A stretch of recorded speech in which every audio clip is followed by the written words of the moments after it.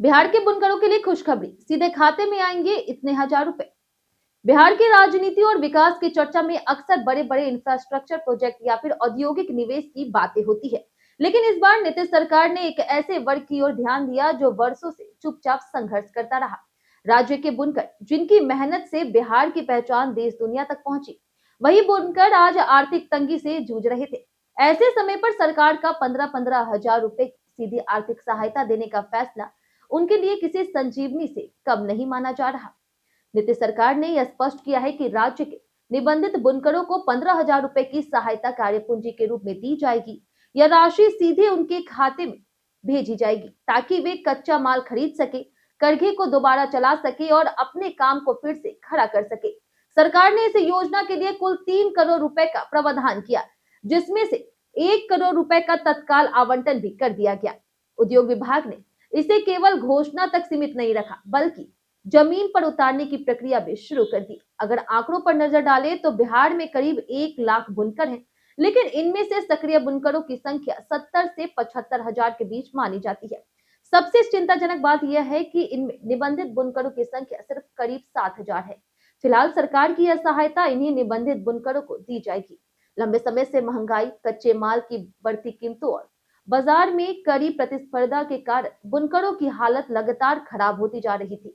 कई परिवारों के सामने रोजी रोटी का संकट खड़ा हो गया था और बड़ी संख्या में बुनकर मजबूरी में अपना पारंपरिक पेशा छोड़ने को मजबूर हो चुके थे।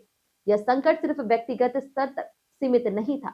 बिहार का हस्तकरघा और रेशम उद्योग, जो कभी राज्य की पहचान हुआ करता था, धीरे धीरे कमजोर पड़ता जा रहा था।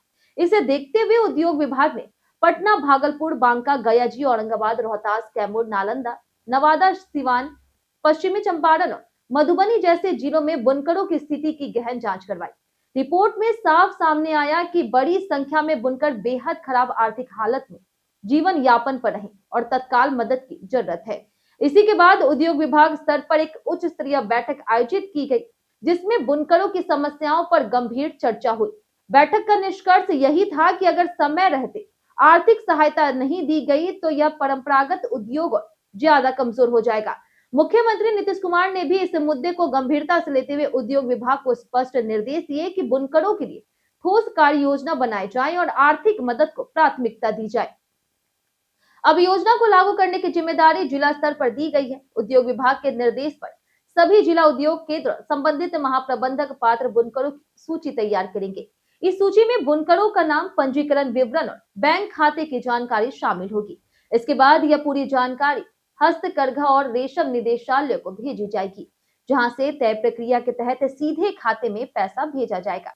सरकार का दावा है कि इसमें बिचौलियों की कोई भूमिका नहीं रहेगी। सहायता पूरी पारदर्शिता के साथ बुनकरों तक पहुंचेगी। इस पूरे फैसले पर उद्योग मंत्री दिलीप कुमार जायसवाल ने साफ शब्दों में कहा है कि सरकार बुनकरों को विशेष सहायता देने के लिए पूरी तरह प्रतिबद्ध है। उनका कहना है कि बुनकरों की आर्थिक स्थिति मजबूत होगी, तभी वे बेहतर ढंग से काम कर पाएंगे और अपने पारंपरिक व्यवसाय को आगे बढ़ा सकेंगे।